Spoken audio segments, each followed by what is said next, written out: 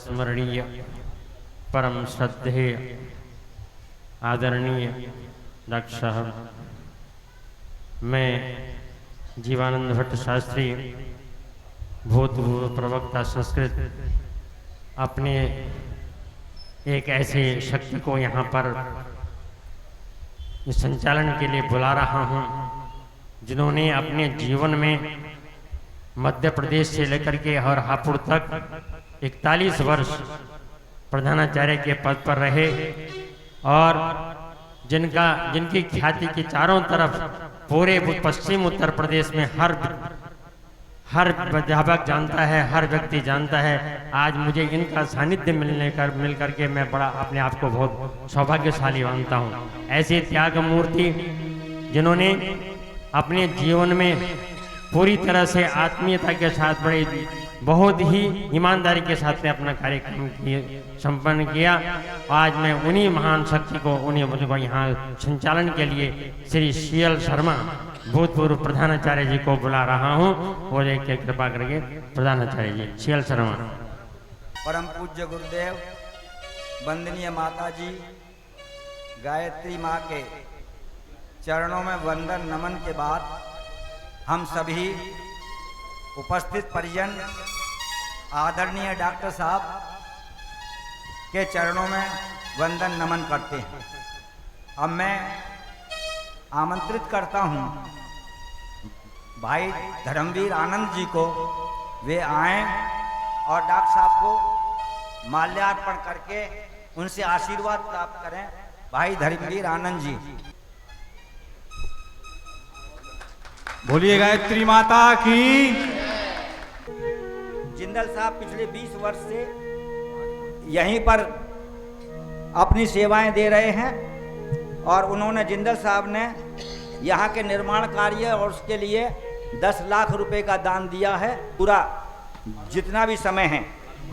अब भाई सुभाष गर्ग जी जो दादरी के रहने वाले हैं, वे आए और ये भी शिक्षा विभाग से सेवानिवृत्त हुए हैं। यहाँ पर जो प्रज्ञा कुंज सौलाना को आप देख रहे हैं, ये 1988 में गुरुजी ने अपनी एक अखंड ज्योति पत्रिका में लिखा था कि मुझे ऐसे बाप चाहिए जिनके 2 बेटे हों, एक बेटा वो मुझे दे दें और एक अपने पास रख लें। उसी लाइन से प्रभावित होकर इन दोनों भाइयों ने, रामकिशन शर्मा और राकेश जी ने, ये 4 भाई हैं, इन्होंने 2 भाइयों ने, रामकिशन और राकेश जी ने अपना पूरा जीवन शांति कुंज हरिद्वार गायत्री परिवार के लिए लगा दिया और इस जो आप प्रज्ञा कुंज सौलाना देख रहे हैं, इसकी स्थापना कराई डॉक्टर साहब के चरण कमरों में निवेदन करके। इनके 2 भाई, एक भाई रामोतार शर्मा, एक मुकेश शर्मा, ये दोनों भाई अपने पूरे 4 भाइयों का खर्च चलाते हैं, उनके परिवार को देखते हैं। आज भी दौरानी, जिठानी और ये जो इतना प्रेम मैंने अपने जीवन में किसी परिवार में नहीं देखा। ये सब धन्यवाद के पात्र हैं और हमारे लिए दोनों भाई और 4 भाई और वो 4 इनकी पत्नियां आदर्श हैं। इन दोनों भाइयों ने अपना तन मन धन पूरा जीवन गायत्री परिवार शांति कुंज के लिए समर्पित कर दिया है। मैं भगवान से प्रार्थना करता हूं कि इनको दिन दिनी रात चौगनी इनकी तरक्की करें प्रभु, और गुरु जी का आशीर्वाद मिलता रहे। चूँकि डॉक्टर साहब को वापस जाना है प्रधानमंत्री जी की मीटिंग में, इस कारण मैं बहुत अधिक नहीं बता सकूंगा। बोलिए युगाधिपति महाकाल की, वेद माता गायत्री की, परम पूज्य गुरुदेव की, वंदनीय माता जी की। अब कोई आए नहीं, चले फिरे नहीं। दुष्कर्मों की आंधी छाई,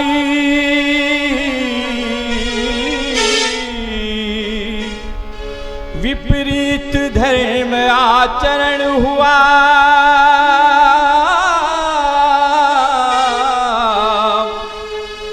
युग युग की रक्षा करने वाली युग शक्ति का अवतरण हुआ। अवतरित हुई माँ गायत्री, अवतरित हुई माँ गायत्री, युग शक्ति बनी निश्चय जानो, आ गया समय युग बदलेगा, आ गया समय युग बदलेगा। इस काल शक्ति को पहचानो, इस काल शक्ति को पहचानो। अवतरित हुई माँ गायत्री,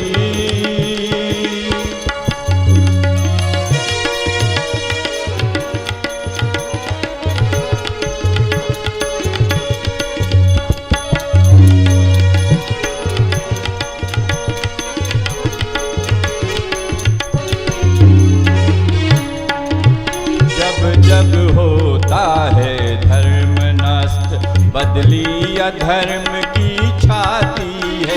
जब जब होता है धर्म नष्ट, बदली अधर्म की छाती है। जब अनाचार बढ़ जाता है और मानवता दुख पाती है।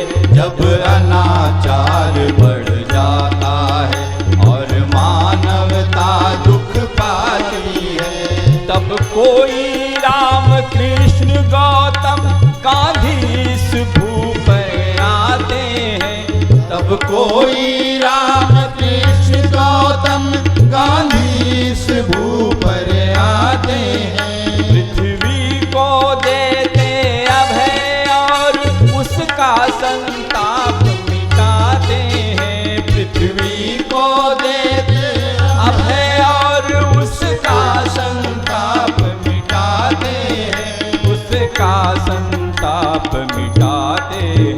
यह शपथ पुनः पूरी होगी, यह शपथ पुनः पूरी होगी। यह सत्य यही है, सच मानो, आ गया समय युग बदलेगा, आ गया समय युग बदलेगा।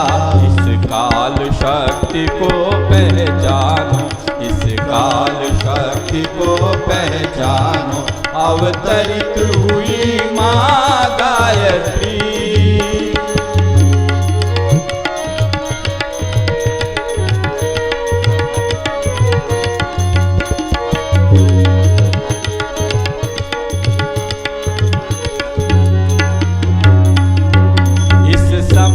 हमें भी चुप न बैठना और सामने आना है।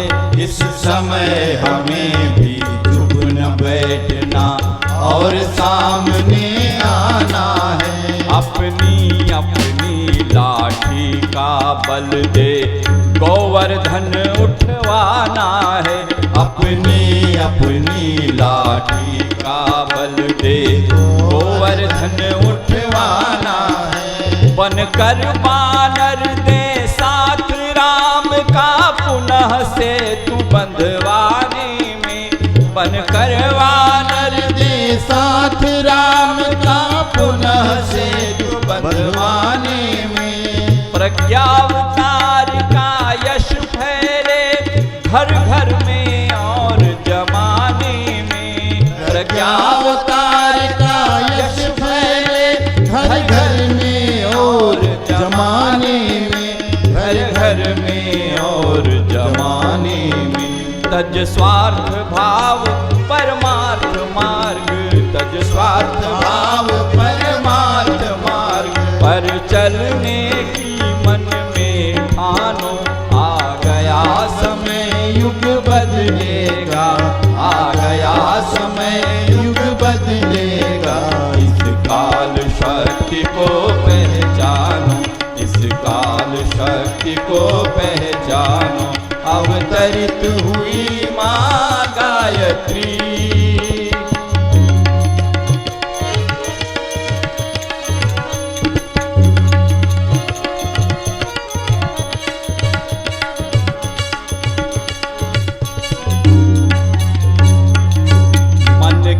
संकल्प शक्ति मानव को क्या से क्या कर देती है।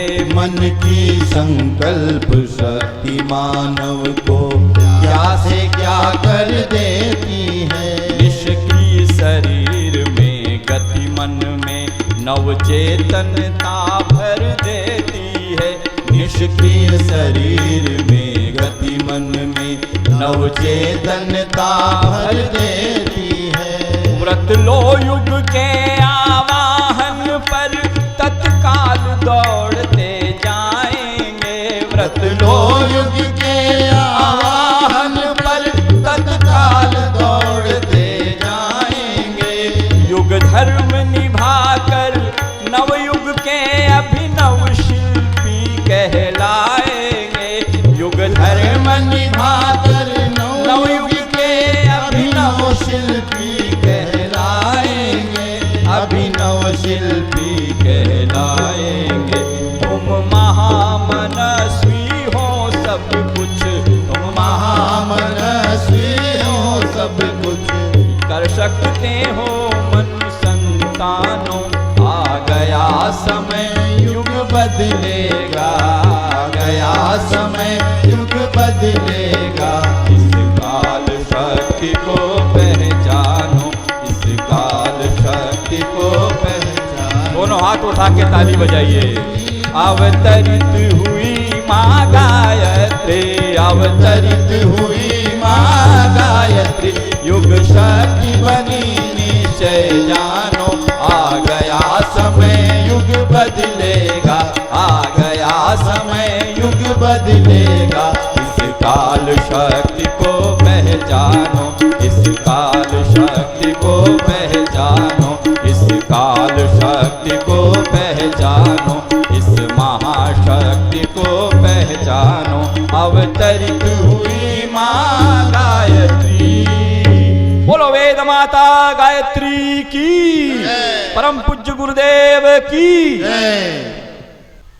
गायत्री मंत्र सविता देवता की प्रार्थना का मंत्र है। गायत्री मंत्र के माध्यम से हम सूर्य भगवान की प्रार्थना करते हैं।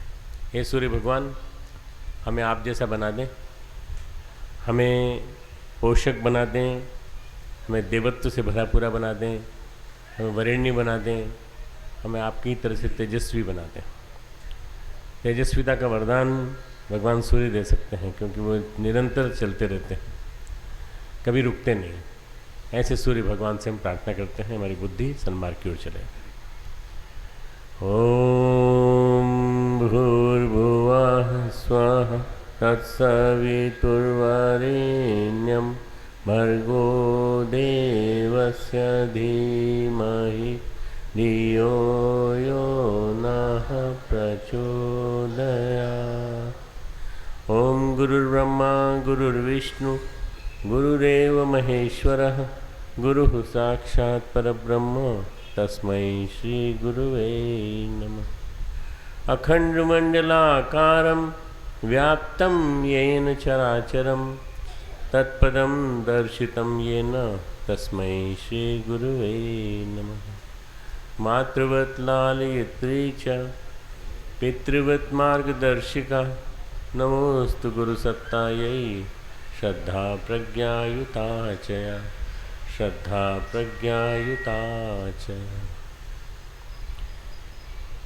परम पूज्य गुरुदेव और परम वंदनीय माता जी की सूक्ष्म उपस्थिति में प्रज्ञा कुंज सोलाना में आज हुई गायत्री माता और महाकाल की प्राण प्रतिष्ठा के समय यहाँ मौजूद सभी हमारे प्राणवान भाइयों, देवी स्वरूपा बहनों, शक्ति स्वरूपा माताओं, हमारे इस प्रज्ञा कुंज से जुड़े हुए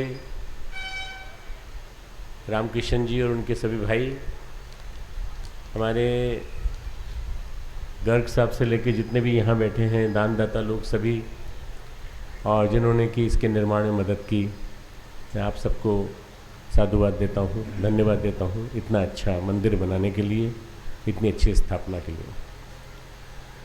अभी परसों रामनवमी के दिन हम लोगों ने सबने पूरे देश में भगवान राम की प्रतिज्ञा को दोहराया, निश्चरहीन करऊँ मजहीन बुझ उठाए प्रणकीन। भगवान राम का जन्म हुआ था मधुमास में नौमी तिथि के दिन, चैत्र की आगमन की वेला में, और भगवान राम ने आकर के प्रतिज्ञा ली थी कि मैं मर्यादाओं को पालन करने की शपथ दिलाऊंगा सबको। भगवान राम ने मर्यादा पुरुषोत्तम के रूप में अवतार लिया और मर्यादाएं मेंटेन की सारे देश में, सारे बृहत्तर भारत में, जो उस समय का सांस्कृतिक भारत था उसमें। और इसके लिए अनीति के लिए जिम्मेदार जितने लोग थे उनको उन्होंने मारा। भगवान दोनों काम के लिए आते हैं, दंड देने के लिए भी और पुरस्कार देने के लिए भी। हनुमान जी को पुरस्कार मिला, विभीषण को पुरस्कार मिला, नल नील को मिला, गिद्धों को मिला, और उसके अलावा जामवंत से लेकर के जितने भी थे उन सबको मिला। अयोध्या वासियों को मिला क्योंकि उन्होंने 14 साल इंतजार किया। ये जो चैत्र मास की नवरात्रि है, ये नवरात्रि हमें बहुत बड़ा संदेश दे जाती है कि दिन बदलने वाले हैं, मौसम चेंज होने वाला है, मौसम बदलने वाला है। इस परिवर्तित मौसम में अपने आप को साधना के माध्यम से मजबूत कर लो। आप लोगों ने बहुत अच्छा रखा है कि उसी के साथ जुड़ा हुआ ये नवरात्रि के साथ ही तुरंत बाद, मैं परसों तक मैं शाम को सुबह शाम लेक्चर दे रहा था शांति कुंज में, और अब कल ही निकला हूँ पहली बार। उसके बाद अभी 1-1.5 महीने से शांति कुंज में था। ये जो प्राण प्रतिष्ठा हुई है माँ गायत्री की, ये आस्था संकट के निवारण के लिए है। लगभग 5000 से ज़्यादा शक्तिपीठ, प्रज्ञापीठ शांति कुंज के माध्यम से चल रहे हैं। और सबसे बड़ी बात यह है, लेक्चर तो बहुत लोग देते हैं, पाठ बहुत होते हैं, कथा बहुत होती हैं, पर इनसे ज़्यादा ज़रूरी है घर घर में संस्कार फैलाना।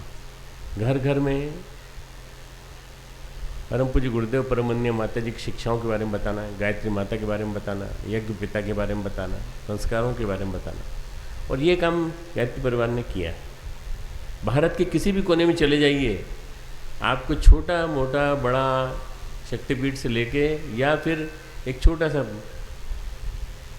कमरे में चल रहा है केंद्र मिल जाएगा आपको, कहीं भी, किसी भी गांव में, पूरे देश में कहीं भी चले जाइए। ये सबसे बड़ा काम हुआ है। सबसे बड़ा काम हुआ है कि आस्थाएं परिमार्जित हुई हैं, आस्थाओं का संवर्धन हुआ है, वो आस्थाएं पोषित हुई हैं। आज जब हम आधुनिकतम होते चले जा रहे हैं, चारों तरफ आधुनिकता का, बहुराष्ट्रीयकरण का प्रहार हम झेल रहे हैं, विभिन्न रूपों में, दंड के रूप में, विभिन्न रूपों में अपराधों के रूप में बाढ़ आ रही है, महामारी आ रही हैं। अभी थोड़े दिन 2-3 महीने आपको बहुत गर्मी सहन करनी पड़ेगी। ग्लोबल वार्मिंग, हमारा प्लेनेट, ये हमारा ग्रह गर्म हो रहा है, बहुत गर्म हो रहा है। परंतु ये गर्म नहीं होगा तो बरसात नहीं आएगी, और बरसात इस बार ऐसी संभावना है कि बरसात अच्छी आएगी। बरसात अच्छी आएगी तो फसल अच्छी आएगी, हमारे अन्नदाता को कुछ मिलेगा, वास्तव में वो भी ज़रूरी है। पर ये जितनी भी चीज़ें हैं, ये बदलते हुए क्षण का प्रतीक है। Great moments of change. समय बहुत तेज़ी से बदल रहा है, बहुत तेज़ी से बदल रहा है। आप देख लीजिए, आज से 5 साल पहले, 10 साल पहले, 15 साल पहले, 20 साल पहले, एक साल के अंतर पे चेंज होता चला जा रहा है सब जगह। लोग बदल भी रहे हैं, अच्छे भी हो रहे हैं, और अच्छे लोग बुरे भी हो रहे हैं। सामान्य व्यक्ति जो हैं वो ऊंचा नहीं उठ पा रहे हैं, और जो ऊंचे हैं वो अहंकार से गर्वोन्मत्त हैं, और जो सोचने वाले लोग हैं उन लोगों के अंदर ये बुद्धि नहीं आती कि हमको इस समय, जो विशेष समय है, परम पूज्य गुरुदेव ने किताब लिखी परिवर्तन के महान क्षण। परिवर्तन के महान क्षणों में हमको कैसा होना चाहिए, हमारा चिंतन कैसा होना चाहिए, हमको कैसे चलना चाहिए। आप में से अधिकांश लोग शांतियों से जुड़े हैं, सब वहाँ के यूनिफॉर्म को, वहाँ के कोड को मानते हैं, वहाँ की आचार संहिता को मानते हैं। सब जानते हैं कि किस तरह से शांति कुंज इस काम में लगा है, पूरे देश में, पूरे विश्व में आस्तिकता का संचार करने के लिए। मेरे को एक गुरुदेव का लेख याद आता है जो मैंने 81-82 में पढ़ा था, जब मैं शांति कुंज आ गया था, 78 में शांति कुंज आ गया था। और गुरुदेव का लेख था, सारे वातावरण को ही गायत्री में बनाना होगा, सारे वातावरण को ही गायत्री में बनाना होगा। कैसे बनेगा वातावरण गायत्री में? परम पूज्य गुरुदेव कहते हैं कि गायत्री के बारे में, गायत्री की मान्यताओं के बारे में, गायत्री के मंत्र की भावनाओं के बारे में, गायत्री मंत्र के अर्थ के बारे में, ये सबको लोगों को बताना पड़ेगा, समझाना पड़ेगा, और जन जन के बीच में जाकर के अपनी बात कहनी होगी। तो उस ज़माने में मैंने छोटे छोटे से प्रवचन लिखे थे जो गुरुदेव ने के निर्देश पे बनाए थे गीतों के साथ। तो वो ढपली के ऊपर चलने वाले गीत जो है पूरे देश में गूंजे, बहुत दूर तक, पूरे भारत में चले। उसके बाद फिर बड़े बड़े यज्ञ हुए, राष्ट्रीय एकता सम्मेलन हुए, 108 कुंडी यज्ञ हुए। उसके बाद फिर दीप यज्ञों की श्रृंखला आई 88-89 में, तो वो फिर अब निरंतर चली आ रही है। उसके बाद देव संस्कृति दिग्विजय अभियान चालू हुआ, और देव संस्कृति दिग्विजय अभियान के अंतर्गत शपथ समारोह के बाद लोगों ने संकल्प लिया कि हम जगह जगह जाएंगे और जगह जगह जाकर के हम लोगों को आंवलखेड़ा की मिट्टी हाथ में देके, जन्मभूमि की मिट्टी हाथ में देके शपथ दिलवाएंगे कि हम अच्छा जीवन जिएंगे, पारिवारिकता हमारी जिंदा रहेगी, हम किसी भी स्थिति में अपने जीवन को नारकीय नहीं बनाएंगे, अपने माता पिता की हम लोग का पूरा ध्यान रखेंगे, उनकी सेवा करेंगे, अपने बच्चों को संस्कार देंगे। ये लोगों ने शपथ ली थी उस समय। मित्रों, उसी का परिणाम है श्रद्धांजलि समारोह, शपथ समारोह, और उसके पश्चात देव संस्कृति दिग्विजय के अंतर्गत हुए अश्वमेधिक पराक्रम। अभी अंतिम अश्वमेधिक पराक्रम 43वां 43rd हमने अभी किया है कन्याकुमारी में 28, 29, 30, 31 जनवरी को। बहुत ही शानदार कार्यक्रम हुआ है। समुद्र के किनारे या 3 समुद्र मिलते हैं, वहाँ पर हम लोगों ने किया। ये जो पूरा के पूरा अपना देश है, ये बड़ा विलक्षण देश है, बड़ा विलक्षण देश है। ऊपर हिमालय है, नगाधिराज हिमालय है, मुकुट है। जैसे किसी महिला को मस्तक में मुकुट पहना दें, साड़ी पहना के खड़ा कर दें, और सुंदर हो, 16 से लेकर 18 साल की महिला हो, लड़की हो, युवती हो, और उसके दोनों हाथ ऐसे फैले हों और यहाँ पर बाल फैले हों। इसी तरह से हमारे इधर हिमांचल है, इधर हमारे यहाँ बंगालचल है, बंग अंचल, म्यांमार, बर्मा जो पहले भारत का हिस्सा था, थाईलैंड, बैंकॉक है, न जाने कहाँ तक चला गया था भारत। इधर भी पंजाब, बलूचिस्तान, अफगानिस्तान पूरा। और ये जो दो स्तन है हमारे, ये विंध्याचल के प्रतीक हैं। जो गंगा माता है वो यज्ञोपवीत के प्रतीक है, और जो करघनी है वो हमारी सतपुड़ा और नर्मदा के प्रतीक है। ये दोनों के दोनों जो पाँव हैं, इन दोनों पाँव को समुद्र पखारता है, समुद्र पानी देता है, समुद्र सींचता है। ये मेरी कल्पना नहीं है, ये कई लोगों की कल्पना है। श्री अरविंद की कल्पना है कि मैं अपनी माँ को जैसा देखता हूँ, उससे भी ज़्यादा सुंदर रूप में भारत माता को देखता हूँ। भारत माता, राष्ट्र माता इतनी विलक्षण है हमारी कि कोई देश विश्व में ऐसा नहीं है जिसकी रचना ऐसी हुई हो कि जिसको 3 ओर से समुद्र पखार रहा हो, निरंतर पानी से पाँव धो रहा हो उसके, और नीचे से पाँव पखार रहा हो, और ऊपर से हिमालय रक्षा कर रहा हो। हिमालय है इसलिए हमारे यहाँ जल है, हिमालय है इसलिए हमारे यहाँ ऋतुएँ हैं, हिमालय है इसलिए हमारे यहाँ विभिन्न प्रकार के फल होते हैं। हिमालय की वजह से हमें बहुत अनुदान मिले हैं। तो हिमालय और गंगा के साथ समुद्र के साथ विभिन्न नदियाँ, ये सारा का सारा देश विलक्षण देश है। अगर कोई पूछे आपसे कि आपको अगली बार जन्म लेना हो तो कहाँ जन्म लेंगे, तो आप ये मत कह देना कि अमेरिका में लेंगे, ये मत कह देना किसी और विदेश में लेंगे, क्यों वहाँ बहुत पैसा है, ऐसा कहना कि भारत में जन्म लेंगे। भारत क्यों? जननी जन्मभूमिश्च स्वर्गादपि गरीयसी, स्वर्ग से भी ज़्यादा श्रेष्ठ है। अभी हमारे देश में उत्पात मचा हुआ है कि भारत माता की जय मत बोलो। क्यों? हम क्यों बोले भारत माता की जय? अब भारत में रहते हो और भारत माता की जय नहीं बोल सकते तुम? जिस भूमि पे चलते हो उसको अपनी माँ नहीं बोल सकते। एक तो सबसे पहले तो उस भूमि पे चल रहे हो, यही तुम पाप कर रहे हो। श्लोक है, पर्वत स्तने मंडली, पर्वत तेरे स्तन के रूप में तेरे ऊपर छाए हुए हैं, और तू विष्णु पत्नी है, विष्णु पत्नी नमस्तुभ्यम पाद स्पर्श क्षमस्व में, मैंने पाद अपना पांव रख दिया, इसके लिए मुझे क्षमा करना। उस माँ ने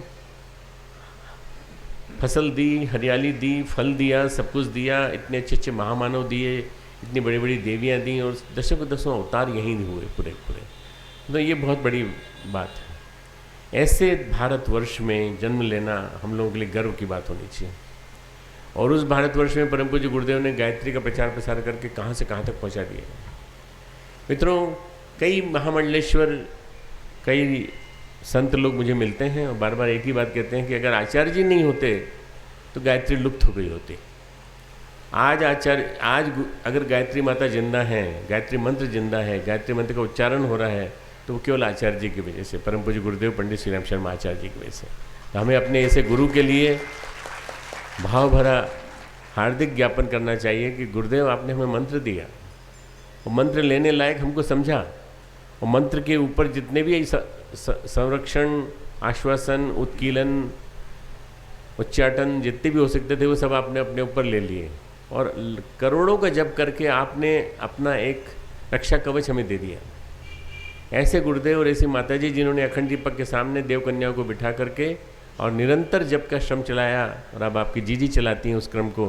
मित्रों, ये बहुत बड़ा उपक्रम है, बहुत बड़ा उपक्रम है, इसको छोटा मत मानिए। ये आध्यात्मिक क्रम है, तांत्रिक क्रम है, और इस आध्यात्मिक क्रम में पूरे देश की रक्षा हो रही है, पूरे देश की। नहीं तो पतन की गर्त में चला गया होता, न जाने क्या तो मुंह से निकल जाता है। अच्छे बड़े बड़े लोग न जाने क्या क्या मुंह से बोलते रहते हैं, बकते रहते हैं। समझ में नहीं आता कि क्यों आदमी आज ऐसा हो गया है कि जो मन में आए वो बोलता है। उत्कृष्टता एक वरदान है जो तब मिलती है जब आप उसको पकड़ने की कोशिश करते हैं, स्वीकार करने की कोशिश करते हैं, पर निकृष्टता को छोड़ना पड़ेगा। पहले उत्कृष्टता को अपनाने के लिए निकृष्टता को छोड़ना पड़ेगा। भगवान एक वरदान देता है सबको, और उसको स्वीकार करना उसके हाथ में है। प्रतिभा, प्रतिभा, प्रतिभा से बड़ा कोई वरदान नहीं है। भगवान ने अगर किसी को दिया है तो प्रतिभा दी है, और प्रतिभा जब होती है तो सब कुछ कर सकती है। प्रतिभा होती है तो वो ऊपर उठ कर के अवतार भी बन सकती है। प्रतिभा होती है तो वो पूरे समाज का उद्धार भी करती है, सारे समाज को बनाती है। मित्रों, ये गायत्री महाशक्ति की स्थापना सोलाना में हुई। मैं पहले भी कई बार 2-3 बार आ चुका हूँ यहाँ पर। जब NTPC कार्यक्रम में हुए थे, जब मैं सोलाना आया था, उस समय यहाँ पे बगीचा था, यहाँ पर बहुत सारे इन्होंने प्रयोग किए थे रामकृष्ण ने, तो मैं उनको बहुत मानता हूँ, तब से ही बहुत मानता हूँ। उसके बाद फिर ये इस विद्यालय बन गया जिसको शांतिकुंज के माध्यम से चलाया जा रहा है, वेद माता गायत्री ट्रस्ट के माध्यम से चलाया जा रहा है। इस विद्यालय में 1500 से ज़्यादा बच्चे हैं और बच्चियाँ हैं, और मैं समझता हूँ कि परम पूज्य गुरुदेव को कोई काम कराना था नारी शक्ति से, तो रंजना हमारी जो बिटिया है वो बैठी हुई है। देखिए, ये रंजना छोटी सी लड़की चला रही है उस स्कूल को प्रिंसिपल के रूप में, और पूरे दमखम से लगी हुई है। पूरे अपनी जवानी इसने इसी में लगा दी। उसने कहा कि मैं गुरुदेव का काम करूँगी। तो ये निश्चित रूप से एक स्कूल विद्यालय जिसको कि अभी 11वीं 12वीं हमने खोला नहीं है, 11वीं 12वीं के साथ बहुत सारी समस्याएं भी होती हैं, तो 10वीं तक है अभी, और इसके बाद आगे चल के इसको कॉलेज का रूप देंगे। कॉलेज का रूप देने के साथ साथ फिर विश्वविद्यालय के साथ जोड़ेंगे इसको। विश्वविद्यालय जो बनेगा अपना उसका उत्तर प्रदेश का, तो उसके साथ जोड़ेंगे। एक श्रृंखला चलेगी शिक्षा के क्षेत्र में क्रांति की, तो उसकी आवाज़ गूंजेगी जगह जगह। अपन लोग जो काम कर रहे हैं गायत्री परिवार वाले, वो सारी आवाज़ पूरी पहुंचती है नई दिल्ली में, जगह जगह पहुंचती है। सबको मालूम है हम लोग क्या कर रहे हैं, सबको मालूम है कि हम लोग सरकार के पीछे नहीं भागते, सबको मालूम है कि हम लोग अपने जो भी कुछ कर रहे हैं उसके पीछे हमारे आदर्श हैं, हमारी मूल मान्यताएं हैं, और मूल मान्यताओं को हम लेकर के चल रहे हैं, हम काम कर रहे हैं। मित्रों, सोलाना दिल्ली के नज़दीक है। यहाँ से ऐसा वातावरण बने तपश्चर्या का, ऊर्जा का, यहाँ से ऐसा माहौल बने कि यहाँ से राजधानी को प्रभावित कर सकें, हम दिल्ली को प्रभावित कर सकें, दिल्ली के लोगों को बता सकें कि अगर आपने यहाँ की गायत्री माता के दर्शन नहीं किए और यहाँ के प्रज्ञा कुंज के दर्शन नहीं किए, यहाँ के विद्यालय को नहीं देखा, आपने कुछ नहीं देखा। आप बैठे हो दिल्ली के नगर में बैठे हो, दिल्ली महानगर में बड़े बड़े स्कूल हैं, बड़े बड़े मंदिर हैं, पर ये अपने आप में एक महत्वपूर्ण स्थापना है। आदर्श गांव है, आदर्श विद्यालय है, आदर्श स्थापना है। तो यहाँ आकर के लोगों को देखना चाहिए किस तरह से इस मंदिर के माध्यम से क्रांति हो रही है, किस तरह से इस मंदिर के माध्यम से आसपास के गांव को भी बदला जा रहा है। हमारे गांव बदल रहे हैं धीरे धीरे, गांव कस्बे बन रहे हैं, कस्बे महानगर बन रहे हैं, महानगर बड़े विराट नगर बन रहे हैं। और ये मेरे लिए डर का विषय है। कस्बे विकसित होना चाहिए, ठीक है, परंतु गांव जब कस्बे में बदल जाएंगे तो गांव का जो पूरा वातावरण है प्रदूषित हो जाएगा। ये जो हमारा छोटा सा गांव है, बहुत प्यारा सा गांव है, ऐसे गांव समाप्त होते चले जा रहे हैं धीरे धीरे। अपने पेट में दिल्ली समा रहा है, तो कहीं मेरठ समा रहा है, तो कहीं गाजियाबाद समा रहा है, कहीं बुलंदशहर समा रहा है, कहीं मुजफ्फरनगर। इनके पेट में समाते जा रहे हैं, सब कॉलोनी बनती जा रही है, कटते चले जा रहे हैं। बड़े बड़े दड़बे खाने, मुर्गी के दड़बे खाने देखे हैं आपने? मुर्गी के दड़बे खाने कैसे, मुर्गियाँ कैसे रहती हैं, ऐसे दड़बे खाने बन गए 20-20 मंजिल के, 40-40, 30-30 मंजिल के। क्या आदमी रहेगा उसमें, क्या सांस लेगा, कैसे रहेगा, कैसे जिएगा? मुझे नहीं समझ में आता कि ये कोई आवास की समस्या का समाधान है, पर ये हो रहा है। शहर बुरी तरह शहरीकरण हो रहा है, और शहरीकरण में गांव को आदर्श बनाना बहुत बड़ी बात है। मैंने मोदी जी से जब मिला था पिछली बार, तो मैंने ये बात कही थी कि आपने आदर्श गांव की बात की है, आदर्श स्मार्ट सिटीज़ की बात की है, आप स्मार्ट विलेज की बात करिए। 2-3 महीने के अंदर उनके पास पूरा पेपर वगैरह सब पहुंच गए। उसके बाद उन्होंने वो स्मार्ट विलेज की बात कहना चालू की। अब उन्होंने अपने हर सांसद को कहा है कि अपने संसद के क्षेत्र में एक गांव आदर्श बनाओ। अब संसद के सांसद लोग कहाँ से आदर्श गांव बनाएंगे? तो हमारे गायत्री परिवार के लोगों के पास आते हैं, कहते हैं आप जो है आदर्श गांव बनाया है उसको हमारे नाम पे नोट कर लो, पैसे ले लो आप। तो फिर मना कर दिया, हमने कहा हम आपसे पैसे नहीं लेंगे, हम अपना बनाएंगे, आप देख लीजिए। उसी नमूने पे आधार पर एक गांव को आदर्श आप बना दीजिए ना, मेहनत करिए अपने कार्यकर्ताओं से, थोड़ा सा वहाँ से निकलिए, एयर कंडीशन वातावरण से निकलिए दिल्ली के, और यहाँ आकर के बैठिए, गांव में आकर के पता चलेगा गांव की नेचुरल हवा, गांव के उसमें वातावरण में, माहौल में आनंद आएगा। तो मित्रों, मैं आज यहाँ आके बहुत प्रसन्न हूँ, और एकादशी का दिन है, चैत्र पूर्णिमा आने वाली है, बहुत ही शानदार समय है। 2-3 दिन बाद सिंहस्थ चालू हो रहा है उज्जैन में। 2-3 दिन में हमारे यहाँ का अर्धकुंभ समाप्त हो रहा है। एक ऐसा बैसाखी निकली है, उसके बाद रामनवमी निकली है, बाबा साहब अम्बेडकर का जन्मदिन निकला है। बड़े विलक्षण दिन निकले हैं, ये बहुत बड़ा अच्छा समय है, बहुत बढ़िया समय। मैं बहुत बिजी था, बहुत थका हुआ भी था कल तक, क्योंकि कंटिन्यूस नवरात्रि चल रही थी, नवरात्रि के साथ साथ लेक्चर भी चल रहे थे, फिर भी मैंने समय दिया इनको। फिर कल एक शाम को चलते समय एक फ़ोन आ गया, जिस फ़ोन की वजह से मुझे जल्दी जाना पड़ रहा है। मैं इसके लिए क्षमा मांगता हूँ आप सबसे कि 10 बजे का समय दिया था इन लोगों ने। मैंने सोचा था 10 बजे से लेके 1 बजे तक रहूँगा आपके बीच में, और उसके बाद फिर यहाँ से भोजन करके सीधा शांतिकुंज चला जाऊँगा। पर मुझे 12 बजे दिल्ली में पहुँचना पड़ेगा, कनॉट प्लेस के पास, जहाँ ये मंत्रियों के आवास हैं, जहाँ पर इंडिया गेट के पास, वहाँ मुझे पहुँचना पड़ेगा। वहाँ मुझे मीटिंग करनी पड़ेगी 2-2.5 घंटे की, फिर वहीं से मैं हवाई जहाज़ से चला जाऊँगा सीधा मैं देहरादून।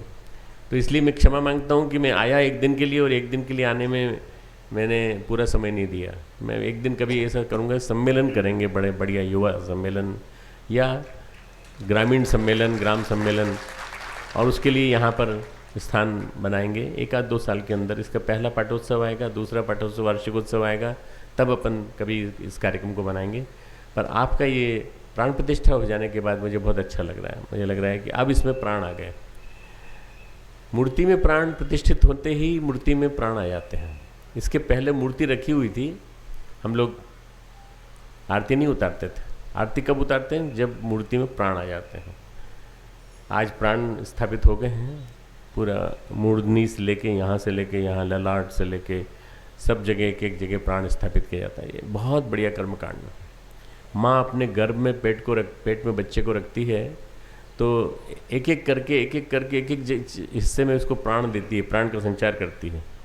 इसी तरह से आज यहाँ हम लोगों ने जो प्राण संचार किया है मित्रों, यही एकमात्र ऐसी प्रक्रिया है जो भारतीय संस्कृति की अद्भुत है, कहीं नहीं होती।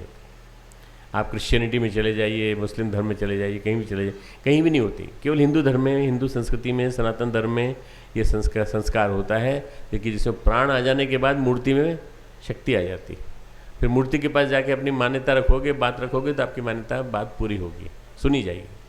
मुझे पूरी उम्मीद है कि इस क्षेत्र के और आसपास के 150-200 किलोमीटर के क्षेत्र के जो कार्यकर्ता जो इससे जुड़े रहेंगे वो यहाँ आएंगे, अपनी बात रखेंगे, मान्यता मानेंगे, तो निश्चित रूप से पूरी होंगी और उनको उनका प्रसाद मिलेगा, उनको उसके जवाब मिलेगा, अपनी जो भी उनकी ड्यू मनोकामना होगी वो पूरी होगी, ऐसी मेरी प्रार्थना है। ओम शांति शांति ही शांति। आज हम सभी के बीच परम श्रद्धेय डॉक्टर साहब प्राण प्रतिष्ठा के अवसर पर यहाँ उपस्थित हुए।